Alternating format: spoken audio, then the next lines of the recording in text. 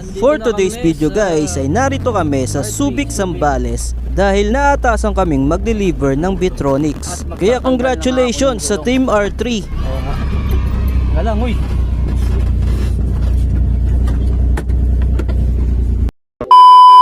Magandang araw sa inyong lahat. Narito kami sa R3 Motors Inc. dito sa Subic, Zambales. Mula nga sa Cavite ay pinapunta kami dito para mag-deliver ng Bitronics. Ayan, kita nyo naman si ma'am nagtitest ride ng e-trike. Kaya habang nandun pa si ma'am sa malayo, kung naghahanap kayo ng mga e-bike, e-trike o e-quad, available dito sa R3 Motors Inc. ang Bitronics e-bike. Napakaganda nga ng mga models ng Bitronics at sobrang quality. Kaya sa mga nanonood dyan na taga Subic, Zambales or nearby areas, ay bisitahin nyo na itong R3 Motors Inc.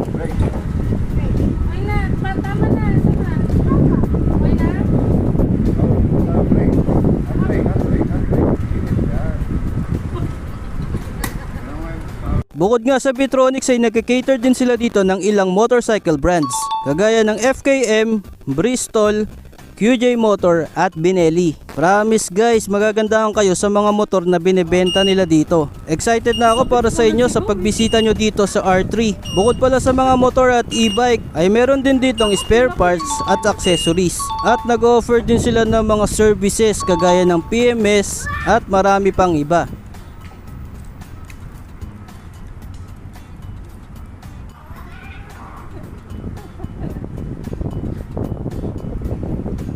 Ayan nga at pabalik na si sir na nag-test ride at mukha namang natuwa siya sa tinest ride niyang e-trike. Yan nga pala guys ang Bitronics Leor. Available din yan dito sa R3 Motors. Pagkatapos nga yan guys ay tinanggalan namin ang canopy ng Trakito para magkasya yung e-quad. Ayun na nga si Trakito. Tinanggal na yung canopy.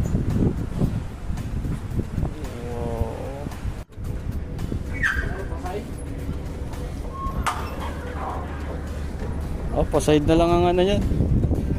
Bossing, tapat mo nga. Tingnan natin kung sapat. Parang mas mahaba pa to kaysa dyan.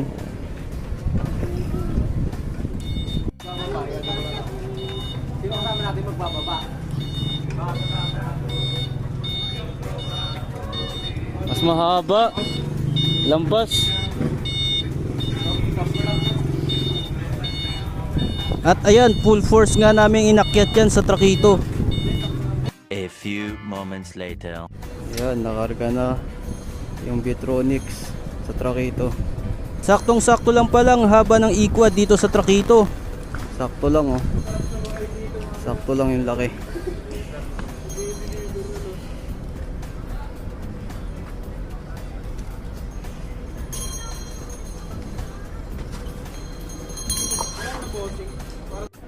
Alright, nandito pa rin kami sa R3 Motors dito sa Subic.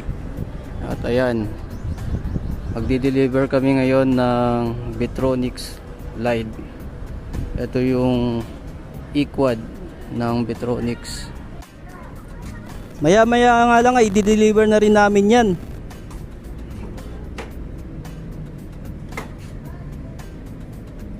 Ayan po, magdi-deliver na kami ng Bitronics.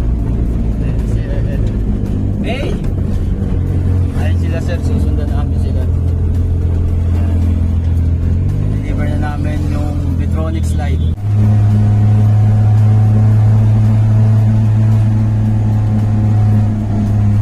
At nakarating na nga kami sa pagdidelivera namin.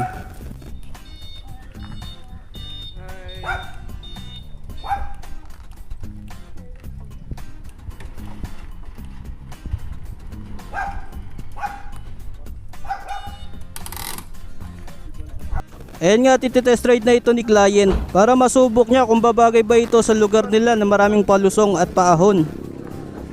Paano ba to? Anong papunta? Demo.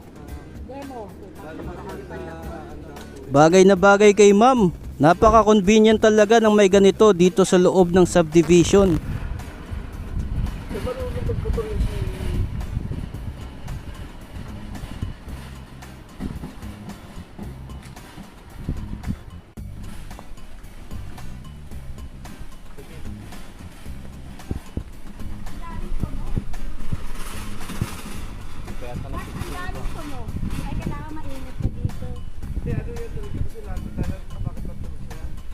kasi kung park ka dito. Ano to, Mark? This one's kung park.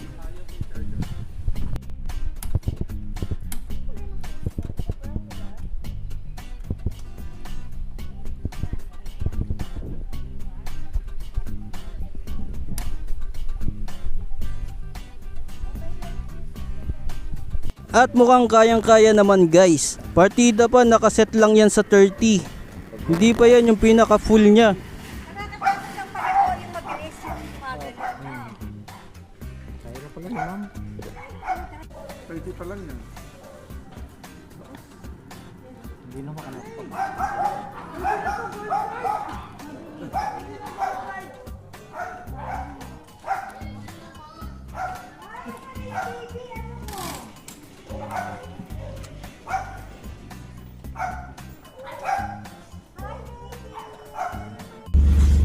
Ayan, pabalik na kami. Na-deliver na namin yung e-bike dito kay mama.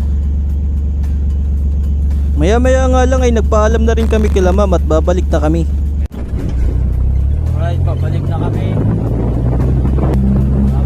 Natuwa si ma'am sa ano niya, sa bago niyang iguan. Excited na si Ed sa ano, tutuluyan. Pahinga. Bukas pa kami uwi ng Cavite.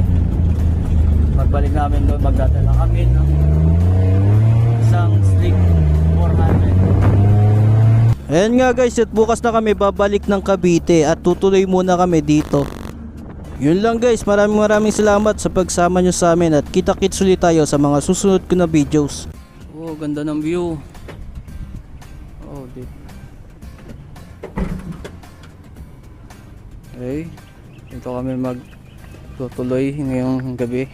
Right, pupunta kami sa tutuluyan namin ngayong gabi dahil bukas na kami babalik ng Cavite. Hiningal ako sa kakakyat. Ganda ng view dito, oh. Kita yung dagat. Relax lang muna. Hanggang sa muli, thank you for watching.